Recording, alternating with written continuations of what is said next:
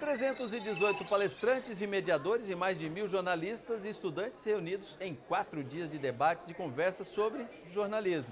Este é o clima do 18º Congresso Internacional da ABRAGE, Associação Brasileira de Jornalismo Investigativo. Entre os temas em discussão, diversidade, inclusão, o uso da inteligência artificial no jornalismo e a qualidade da informação em tempos de redes sociais e fake news, assuntos que estão diretamente ligados ao trabalho do meu entrevistado, que é o Sérgio Lidke, que é editor do projeto Comprova, do qual o SBT e o SBT News também fazem parte. Sérgio, checagem de informação sempre foi um instrumento primordial para o jornalista, para o jornalismo em geral. Ouvir os dois lados, saber se aquilo que a gente vai publicar, vai levar ao ar, é verdadeiro. Em tempos de fake news, isso ficou ainda mais importante?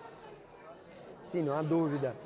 Em tempos de fake news, em tempos de ataques ao jornalismo, a checagem ela é uma espécie de um novo gênero do jornalismo hoje. Ela já não é mais aquela checagem de dados, de informação das matérias publicadas ou das reportagens publicadas pelo jornalismo e passou a ser, num primeiro momento, a checagem do discurso das autoridades, das pessoas públicas, né, para ver se tudo que eles falam é real, é verdadeiro.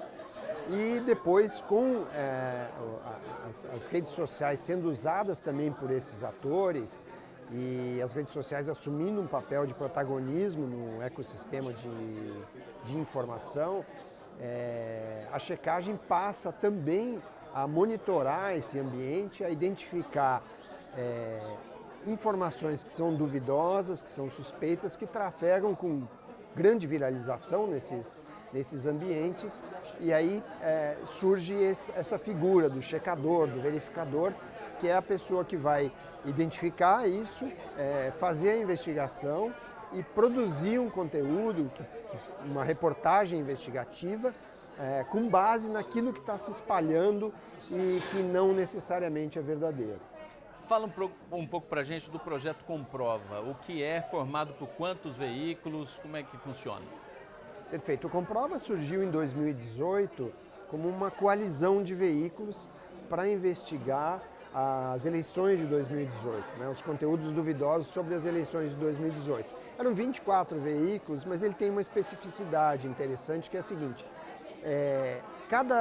cada verificação, cada investigação feita pelo Comprova, ela tem normalmente 2, 3 jornalistas de veículos diferentes. Então você pode ter alguém de Belém do Pará, alguém do SBT, alguém do Rio Grande do Sul, pessoas que não se conhecem, que trabalham em conjunto fazendo essa investigação, e depois, para que essa investigação ela possa ser publicada, ela passa por um processo que agora durante a pandemia se ouviu muito, que é a revisão por pares, né, dos trabalhos científicos.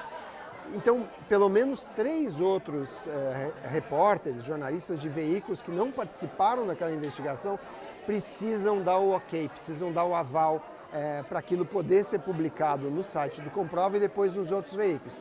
Então é uma espécie de operação padrão do jornalismo, né, que precisa passar por todas essas etapas e passar por 6, 7, às vezes 10, 15 jornalistas fazendo a revisão disso antes que isso chegue ao público, né, porque a meta do Comprova é não ter nenhum erro.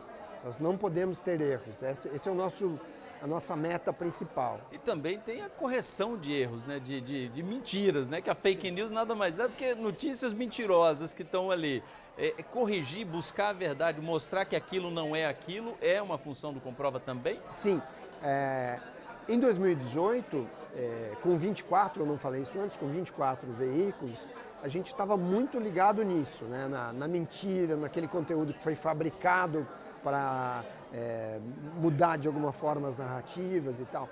De lá para cá, a desinformação ela foi se sofisticando, né? Então a pandemia serviu como uma espécie de laboratório para isso, né? Então muitas das forças políticas, e a desinformação está muito ligada à política, muitas das forças políticas que tomaram lados na questão da pandemia, no momento da pandemia, eles começaram a produzir também desinformação e usaram esse período como um laboratório, né? Isso tudo veio para agora, para a eleição de 2022 e ainda permanece, né? Só que ela muda um pouco, ela se sofistica, porque o que eles fazem é aproveitar conteúdos que são enganosos, que são verossímeis, mas que são enganosos, né? Então que as pessoas acreditam com mais facilidade. Não é necessariamente um dado, uma mentira que está ali. Uma distorção da realidade. Uma distorção, né? Uma versão enganosa da realidade. Isso faz o trabalho ainda mais árduo? Mais difícil, porque você não vai checar um dado específico, uma informação específica. Você precisa olhar de uma forma mais ampla. Primeiro, que efeito isso tem nas pessoas. Então, como as pessoas reagem àquilo, o que elas colocam nos comentários, né? Se utiliza muito o humor para isso. Então, como as pessoas estão recebendo aquele conteúdo que parece ser humor, se elas estão acreditando naquilo. Então, esse é um ponto que a gente precisa olhar. E o outro é a intencionalidade, tentar identificar a intencionalidade daquela pessoa que publicou, se ela está envolvida com alguma candidatura, com alguma causa, né, que a desinformação possa servir essa causa de alguma maneira. Então, isso se sofisticou bastante de lá para cá e hoje, realmente, a gente precisa usar muitas técnicas diferentes para poder fazer a verificação dos conteúdos que circulam nas redes. A inteligência artificial veio dificultar ainda mais o trabalho de quem comprova uma notícia falsa? Certamente. A gente ouviu falar durante muito tempo sobre deepfakes, né? Os conteúdos que eram completamente manipulados para parecerem verdadeiros, principalmente em vídeo, mas também em áudio. Isso nunca foi uma realidade para verificação, porque custava muito caro produzir esses conteúdos, né? Um processamento muito difícil por máquinas e também era muito difícil verificar, mas era caro produzir. A inteligência artificial generativa, ela torna isso muito barato. Então eu posso criar discursos com base em discursos de terceiros, eu posso tentar imputar a um determinado personagem uma fala, eu posso criar imagens, eu posso criar áudios, eu posso fazer uma série de coisas. Inclusive usando a própria voz da pessoa, né? Uma voz artificial que é idêntica à voz da pessoa. Então, assim, esse é um desafio com o qual a gente já vinha se defrontando, só que agora ficou muito mais barato. E a checagem, ela tem um objetivo que é de deixar mais cara a desinformação, é aumentar o preço da mentira, né? O trabalho que a gente faz não é para acabar com a mentira, mas é para para subir o preço, né? E a inteligência artificial, ela reduz esse preço, o custo, não o preço, o custo. E dificulta o trabalho de quem checa, né? Agora, dá para ter um ranking de quais são os temas, pelo menos, que mais são foco da mentira? Olha, atualmente a gente ainda tem muitas coisas de pandemia, principalmente ataques a vacinas, movimentos anti-vaxxers, e a gente tem as coisas que são ligadas diretamente às políticas públicas do governo. Então, questões que envolvem povos indígenas, questões de gênero são muito intensas assim nas redes, as questões que envolvem economia estão muito presentes também, então dados que são maquiados, dados econômicos, né, que são utilizados com mentiras, pesquisas eleitorais, pesquisas de satisfação com os políticos, todas essas coisas estão muito presentes. Tudo, na verdade, que gera alguma tendência de conversação nas redes é motivo para desinformação, né? A desinformação ninguém cria peças de desinformação sobre assuntos que as pessoas não estão falando. Sim. Porque eles pegam carona nesse debate público, né, na agenda pública, para levar a sua desinformação. E aí a desinformação beneficiando normalmente um ou outro lado da política. É a lei da oferta e da procura, né? Ninguém vai vender leite onde não se bebe leite, né? Agora, a checagem, esse trabalho de checagem pode se tornar, ou já se tornou, um nicho do jornalismo?